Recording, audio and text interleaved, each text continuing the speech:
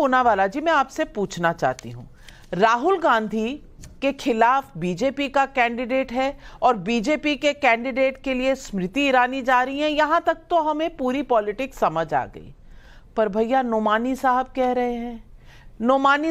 रहे हैं कि आप मुसलमानों का नाम नहीं लेते, हिस्सेदारी नहीं देते, किस बात से घबरा रहे हैं? आईयूएमएल ने तब कहा था कि आप सॉफ्ट हिंदुत्व करते हैं और एनी राजा आपके सामने खड़ी हैं, यानी कि दोस्ती में इतनी बड़ी दरार कि कभी पिनरी विजयन, कभी एनी राजा और कभी डी राजा साहब कुछ ना कुछ कहकर आपको बताते रहते हैं कि भाई आप अमेठी से भागे हुए हैं, वायनाड में आकर छुपे हुए हैं और आप बीजेपी के साथ नहीं बल्कि वामपंथियों के साथ लड़ाई में ज्यादा इंटरेस्टेड हैं। मैं पूछना चाह रही हूं, आज इतना बता दीजिए देश को कि कौन किसका दोस्त है और कौन किसके बनाम चुनाव लड़ रहा है। ये इंडिया गठबंधन वर्सेस बीजेपी है, इंडिया गठबंधन वर्सेस मोदी है, या Rahul Gandhi versus CPM CPI है? थैंक यू नाविका जी, आपने मुझे मौका दिया आपके शो में शिरकत करने का, क्योंकि विषय थोड़ा सा गंभीर है, कॉम्प्लिकेटेड है। मैं उम्मीद करूंगा आप मुझे बोलने का समय देगी और मैं आपके सारे प्रश्नों का जवाब दूंगा। एक, सबसे पहले इस बात से मैं बिल्कुल इत्तेफाक रखता हूं कि एनी राजा को राहुल जी के सामने खड़े नहीं होना चाहिए। वाइल आई अग्री कि लेफ्ट वर्सेस कांग्रेस की लड़ाई होनी चाहिए केरला में, क्योंकि वहां पर बीजेपी का कोई जनाधार नहीं है। एनी राजा जो डी राजा की पत्नी है, उनको वहां पर नहीं खड़ा होना चाहिए था, क्योंकि इससे खराब इंप्रेशन जाता है। तो ये इनके अलायंस पार्टनर्स को भी सोचना चाहिए। लेकिन बड़ी बात क्या है नाविका जी, मैं बड़े विनम्रता से, और मैं आपका बहुत आदर करता हूं, बहुत आपका सम्मान करता हूं, आपने आपके ओपनिंग रिमार्क्स में और अब भी आपने इस प्रश्न में कहा Modi versus all, Modi versus all. ये मोदी जी वर्सेस ऑल कैसे होके नाविका जी? ये ठीक है, मार्केटिंग बीजेपी करती है, ठीक है, लेकिन जब मैं बार बार सुनता हूं कि मोदी वर्सेस ऑल, अजीत पवार को काहे लिया, फिर छगन भुजबल जी को काहे लिए, प्रफुल्ल पटेल को काहे लिए, बाकी पार्टीज को काहे तोड़ रहे, चाचा भतीजा चिराग पासवान के बीच में काहे लड़ाई लड़ा रहे?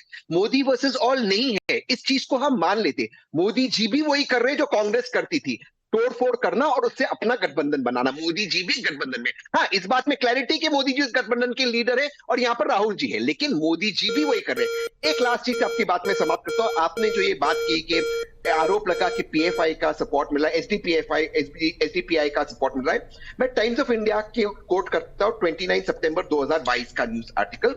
माननीय इलेक्शन कमिश्नर कहते हैं टाइम्स ऑफ इंडिया को एक्सक्लूसिवली कि हमने गृह मंत्रालय से 2 या 3 बार पूछा कि एसडीपीआई के खिलाफ हमें सबूत दे, आज तक कोई नहीं दे पाए। मैं आपके डिबेट पे उस दिन था नाविका जी, और यह कहा गया था भाजपा के प्रवक्ता द्वारा कि कुछ दिनों में दे दिया जाएगा। आज 2024 से एसडीपीआई एक पॉलिटिकल पार्टी है, मैं उसके खिलाफ हूं। कांग्रेस के लीडर ऑफ ऑपोजिशन केरला में कहे हमें एसडीपीआई का सपोर्ट नहीं चाहिए, लेकिन माननीय गृह मंत्री ने आज तक सबूत नहीं दिया और इस बात को उठाया। इसका मतलब यही है कि एसडीपीआई बीजेपी का अंग है, बीजेपी की मदद कर रहा है, पोलराइजेशन कर रहा है और बीजेपी हिंदू मुसलमान की सियासत कर रहा है। वरना आप ये स्पेसिफिक सवाल पूछिए कि एसडीपीआई अगर एक टेरर ऑर्गेनाइजेशन है, होम मिनिस्ट्री ने अब तक 2 साल में क्यों डॉक्यूमेंट्स दस्तावेज नहीं दिए? इस सवाल का जवाब दे। तहसीन पूनावाला जी, आपके 120 सेकंड खत्म हुए। थैंक यू तो मैं नलिन कोहली जी से पूछती हूँ। नलिन कोहली जी, पीएफआई इस दौरान में बैन हो गई, शायद तहसीन पूनावाला को पता नहीं, और पीएफआई की पॉलिटिकल जो विंग है वो उस पर क्या तहकीकात चल रही है और क्या हो रहा है, इसका जवाब आप दीजिए। लेकिन तहसीन पूनावाला कह रहे हैं कि मोदी वर्सेस ऑल है ही नहीं, क्योंकि वहां मोदी है तो यहां राहुल गांधी लीडर है इंडिया अलायंस के।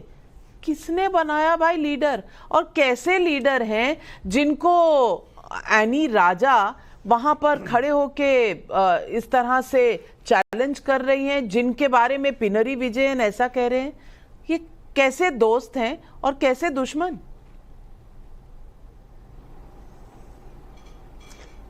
यहां नाविका जी 2-3 सवाल है। पहले है राहुल गांधी जी को लीडर कौन मानते हैं, दूसरी बात राहुल गांधी जी को कांग्रेस के सहयोगी दल क्या लीडर मानते हैं, और तीसरी बात है ये चिट्ठी नोमानी साहब ने क्यों लिखी। तो पहले आ जाए, राहुल गांधी जी लीडर है नहीं है, ये तो कांग्रेस पार्टी को तय करना है, देश की जनता को करना है। अभी तक देश की जनता ने कोई ऐसा संदेश नहीं दिया कि वो राहुल गांधी जी को एक राष्ट्रीय स्तर के लीडर को मानते। वो अमेठी में भी हारे, जो उनका पारिवारिक गढ़ रहा है कई दशकों के लिए।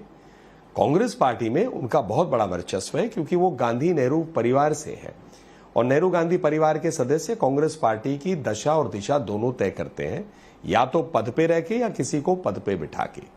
दूसरी बात, गठबंधन कौन सा, कैसा, कहां का गठबंधन हमें नहीं समझ आए। केवल नामकरण से गठबंधन नहीं बनता। नामकरण इंडिया अलायंस, ना उसका कोई नेता तय हुआ है, ना उसका कोई दफ्तर, ना चुनाव चिन्ह, सब आमने सामने खड़े वायनाड में। क्योंकि राहुल गांधी जी जब अमेठी में हारे तो वायनाड के सभा उनके पास कोई चारा नहीं रहा। उत्तर प्रदेश में ना रायबरेली गए, ना किसी और सीट में गए। कहने को तो उत्तर प्रदेश से लंबा उनका रिश्ता है, लेकिन वायनाड तक आ गए। अब वायनाड में वामपंथी दल कह रहे हैं, जो सहयोगी दल कांग्रेस के प्रवक्ता मानते हैं कि हम नहीं चाहते आप यहां से लड़े, और अब आप लड़ रहे हैं तो हम आपको हराने के लिए हर प्रयास करेंगे। अब तीसरा विषय आ जाता है अपने नोमानी साहब का। नोमानी साहब ने पत्र लिखा और आपका सवाल महत्वपूर्ण है। तो क्यों उन्होंने लिखा है, इसको भूलना नहीं चाहिए। पिछले जब आखिरी बार कांग्रेस की इस दशक में 2004 से 14 तक यूपीए की सरकार थी तो पहले आया सच्चर कमीशन। उस रिपोर्ट के बाद प्रधानमंत्री उस समय के मनमोहन सिंह जी ने कहा कि मुसलमानों का पहला अधिकार है देश के रिसोर्सेस पे। ये नहीं कहा कि गरीबों का है। गरीब में चाहे वो हिंदू, मुसलमान, सिख, ईसाई, बौद्ध किसी भी धर्म का हो, उसका अधिकार हो। अब ये दो मॉडल है। तो कांग्रेस ने अपनी राजनीति हमेशा की मुसलमानों की तरफ वोट बैंक के नजरिए से। मोदी जी की जो शासनकाल है उसमें वादे नहीं, इरादों पे काम किए जाते हैं, जिसमें यह नहीं देखा जाता कि सरकार की कौन सी स्कीम कहां जा रही है। वो देखा जाता है कि सरकार की स्कीम उस व्यक्ति तक पहुंचना चाहिए, चाहे किसी भी धर्म का हो, किसी भी क्षेत्र का हो, किसी भी जात का हो, स्कीम उनके घर तक पहुंचनी चाहिए। बस इतना ही देखा जाता है।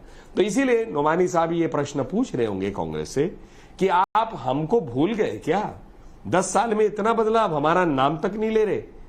अब इसके प्रश्न उठेगा, क्यों कांग्रेस भूल रही है या घबरा रही है?